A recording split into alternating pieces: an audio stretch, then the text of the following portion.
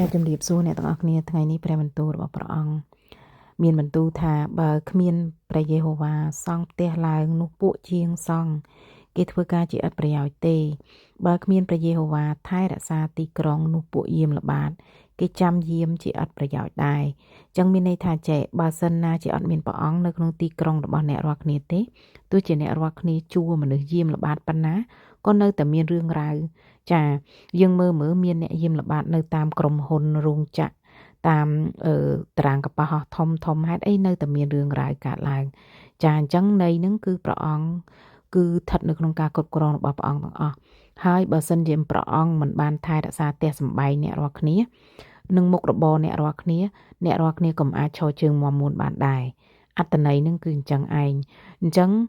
អ្វីទាំងអស់បើសិនជានៅក្រៅពីគោលបំណងរបស់ព្រះអង្គហើយវាគ្រាន់តែជាការសារឥតប្រយោជន៍តែប៉ុណ្្នឹងឯង